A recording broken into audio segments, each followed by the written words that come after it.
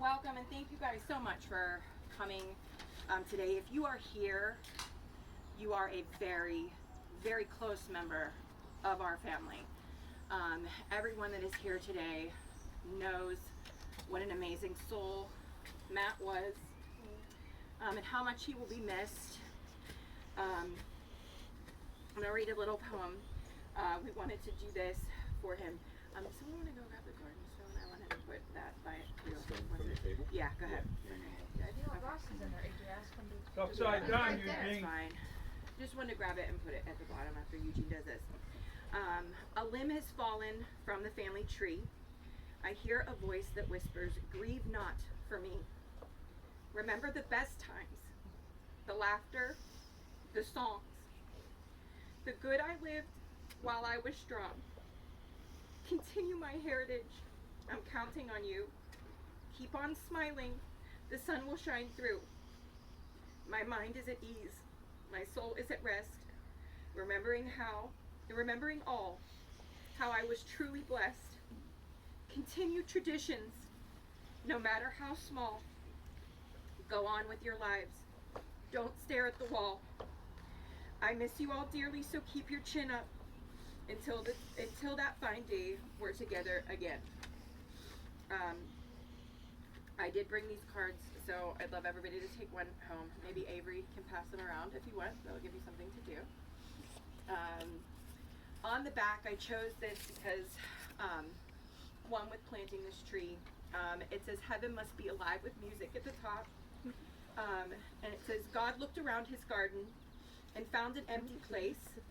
He then looked down upon the earth and saw your tired face. He put his arms around you and lifted you to rest. God's garden must be beautiful because he always takes the best. He saw the road was getting rough and the hills were hard to climb, so he closed your weary eyelids and whispered, 'Peace be thine.' It broke our hearts to lose you, but you don't go alone. For part of us went with you that day God called you home." And AJ has some beautiful words to say to you. We'll put this on after. And then my brother's girlfriend Amber is going to say some words, and then I'll come back and close in a little bit. Thank you everybody for coming. I'm going to start with a couple of Bible verses. We have Matthew chapter 5, verse 4. "Blessed are those who mourn, for they shall be comforted." God will never abandon us during our times of grief. Instead, he will always provide us with love and hope. Revelation chapter 21, verse 4. "He will wipe away every tear from their eyes, and death shall be no more. Neither shall there be mourning, nor crying, nor pain anymore. For the former things have passed away." In heaven, we will feel no pain, no sorrow. There will be no death, and all of our grief will fall away. And we will only feel God's unending love. Psalm chapter 73, verse 26. "My flesh and my heart may fail, but God is the strength of my heart and my portion forever." Our physical bodies may fail eventually, but if we put our entire trust into faith, then our spiritual hearts will live forever. The thought of death is nothing short of terrifying. We can only speculate as to what comes next. That is why some of us choose to believe in something beyond the physical. Death can be viewed in many different ways. In the Islam tradition, it is the end of our lives on earth and the beginning of the afterlife. Muslims believe the soul lives on. In Judaism, some believe in a cycle of reincarnation, and others believe in the world to come, or a heaven-like paradise. In Christianity, depending on your denomination, most believe in the resurrection of Jesus, and that when you pass, you go to heaven. In Catholicism, it is believed that death is the end of physical life, but it is seen as more of a change than an ending. They believe that our physical bodies will die, but we will receive a spiritual resurrection body and have the possibility of eternal life with God. In Buddhism, life and death is viewed as a continuum, believing that our consciousness, or the spirit, continues after death and may be reborn. Death can be an opportunity for liberation from the cycle of life, death, and rebirth. In Hinduism, they believe in reincarnation after death, and that the soul receives a new body and life depending on karma. Spiritualists believe that the afterlife, or spirit world, is a realm where spirits continue to evolve. They believe souls live on and take their consciousness with them. They believe souls can interact with those living on earth through mediums in the spirit world and the physical world. Maybe we pass on to the heavens, maybe we're born again. Regardless of what you choose to believe, death is not the end. I don't care how anybody views Uncle Matt's life and his choices. He's a shining beam of light that lit up the room with lighthearted laughs. He's a loving soul that only meant the best towards everyone.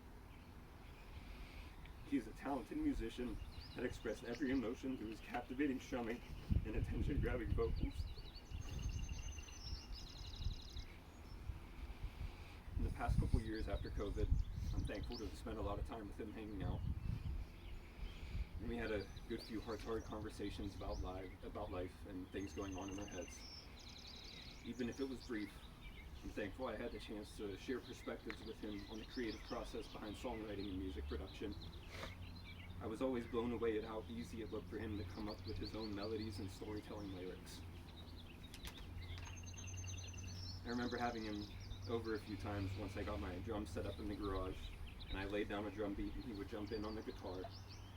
Even though I needed some more practice, he told me that I had something that other drummers he played with were lacking: the ability to connect with the other band members and play in unison as if they were reading each other's minds. He made sure to reiterate my musical talent was not something to be taken for granted, and it meant a lot coming from him. He had an album that he made back in 2006, and to my knowledge, those 5 songs are the only ones that are fully completed and that we have access to. And I'm uploading them to streaming platforms so anybody can listen to them at any point that they like, and I'm gonna make a Facebook post about it. He conveyed his emotions and thoughts in a way that keeps you engaged throughout the entire album. And these songs offer a little peek inside of his mind during the time. It's expressed through uplifting guitar melodies with a percussive twist on strumming and heartfelt lyrics that touch your soul. The pain we all feel right now is nothing compared to how Uncle Matt felt. At least now his suffering has come to an end.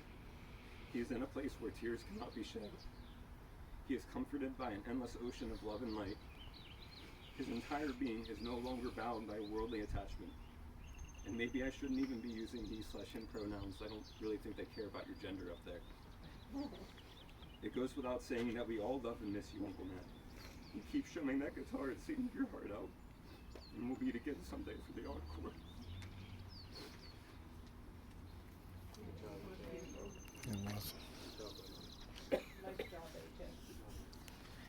This is Amber, for anybody that doesn't know, this is Matt's girlfriend. And she's gonna say a couple things.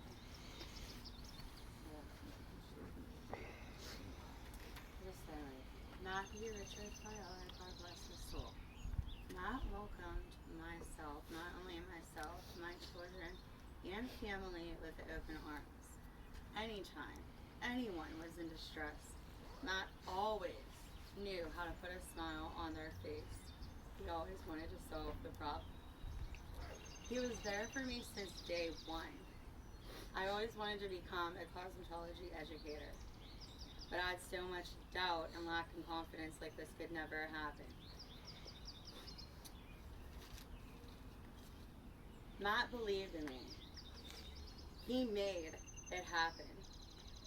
With his big heart, he was willing to take care of me and my kids,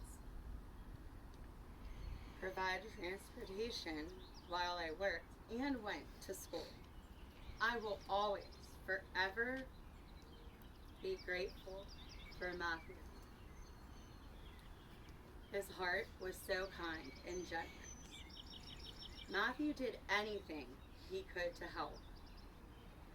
One time in the freezing snow, my brother Nico had a flat tire. Matt was right there to help him with the cold winter. He treated my kids as their own. Matt always wanted a son. We always said Pippi was his. He taught him how to drive and listened to him when he needed it. Those two truly shared a father-son bond since they met. Matt was always there to guide both of them. Again, for that I will be forever grateful. I will forever cherish the memories that we made. We went on 2 family vacations. Again, thankful for Matt that I was able to go. He always lit up the room. He could make anybody laugh. He always shared interesting facts. He was very smart. We always enjoyed listening to him. Matt once asked me, what do I love about him? My answer was everything. From your big ears to your stinky feet. He knows it. He'll always be remembered as an angel. He had so much love and such a kind heart. Making sure on our one trip, he liked this one radio station, but he didn't know what it was, and he wrapped regulators and brought up, his sister back in the day. He always wanted to make sure everybody was taken care of. His dad, making sure the grass was cut. His mom, gonna make sure the flowers are watered at this certain time. He always was there to make sure that everybody was helped and taken care of. You're still by our side. Your memory will live on forever with us. I love you, Matthew, with all of my heart and soul. Yeah.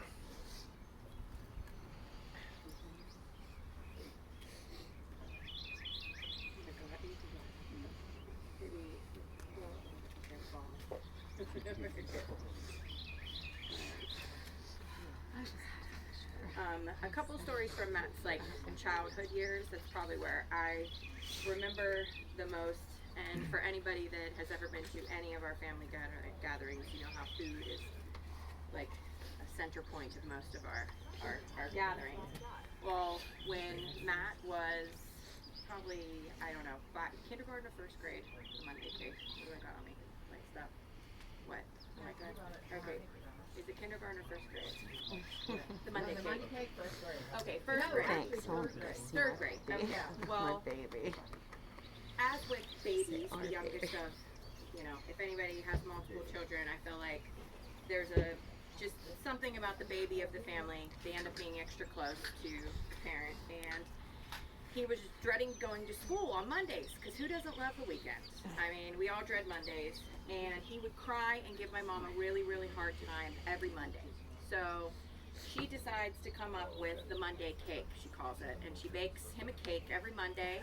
So of course we're all excited to come home on Mondays, even though the cake was technically for him to get him to want to go to school and look forward to Mondays. It was the Monday cake. It is a yellow cake with chocolate icing, and that cake is still it was transported to Camp Lejeune when requested as the first food this guy wanted after graduating Marine Boot Camp at Paris Island. It was transported in a shoebox and iced on a set of bleachers in Paris Island. And it was like, what's the first thing you want? I want a Monday cake. Multiple kids of mine have requested it as their birthday cake every year, and that has come about because of Matt. He was also such an inquisitive child. There would be times you'd walk into a room and something would just be taken apart, like your radio or things. Or you'd walk into the bathroom and there'd be a sink with colored water, and you're thinking, what happened? And he was rinsing the color off of Skittles to see what color it was underneath. That's the way his brain worked. And I think that's probably what made him a brilliant musician, To fact to never be able to even read a sheet of music or need to read a sheet of music, to hear something and play it is a gift that even the most talented musicians on this earth are not gifted with.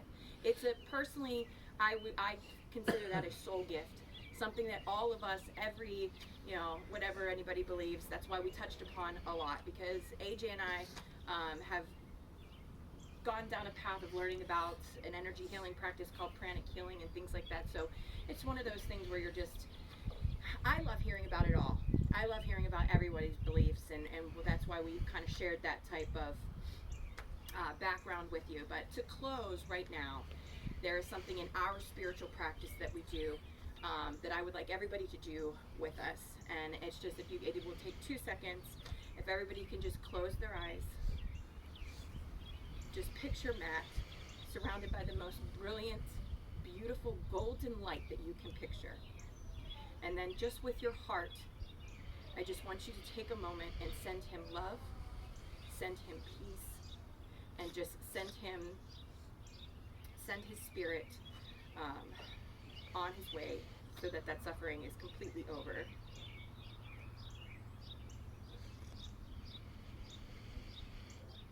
And again, on behalf of all of us, we thank you so much for your time and being here today. Know that we all appreciate you coming out here today, but we're going to need you for a while to come. So to pop in on my parents just after today, know that everyone here has an open door forever. So if you are driving by, just pop in and say hi. It's definitely something. Pants on. Not his robe out at the mail. Although I would say this is funny. So my girlfriend Emily visited. He's sitting on the couch. Didn't have pants on. We didn't know this until she visit's almost over. But they decide that she's gonna come over and watch a movie, one of my dad's favorite movies, which I didn't see. And Emily's like, pants are optional. So we're all looking forward to a movie night with no pants. How about Michelle, how she used to open the door and say, "Ben, I'm here." My friends, they always knew this is not something new. My friends would walk in the door and verbally scream that they were here just to possibly avoid seeing my father and his other. He has a quilt. There was one more story I have to share. I don't know if she's going to be happy I shared it or not, but as the baby of the family, and Matt brought this up to Amber, and this is the reason why, because Matt told these stories, so I know that Matt always felt almost kind of special because of it. But Eugene and I would always, he didn't get as much trouble as us. If something was blamed on us, Matt was the baby, and he got off a little easier. So there were many times in our growing up that either Matt would volunteer to take the blame because he knew himself that it wouldn't be so bad, or we would egg him on to say he did it over. So I'm babysitting them one time, and they locked me out of the house. And I'm pounding on the glass door so hard that my fist goes through it and I break the glass. And so I'm like, oh, that's it. I'm going to be grounded. And meanwhile, I'm babysitting. And so Eugene and I are like, if we say Matt did it, we're hardly going to get yelled at. And so we get him to blame. He's like, I don't even know how old he was. But he comes and he's like, yeah, Mom, I was banging on it. And her first thing was, oh my God, is your hand okay? Look how you are. I'm like, yeah, we made the right call. We didn't tell her for like years later that it ended up being me. But that was just, those are the things growing up. Eugene and Matt and I were all very, very close, always.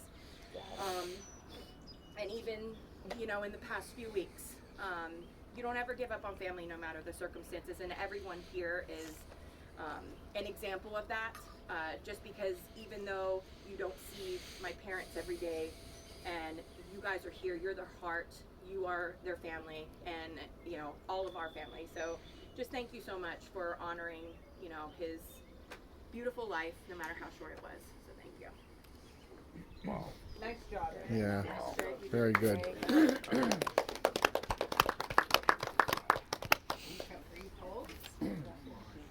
all right? You good? Are you okay?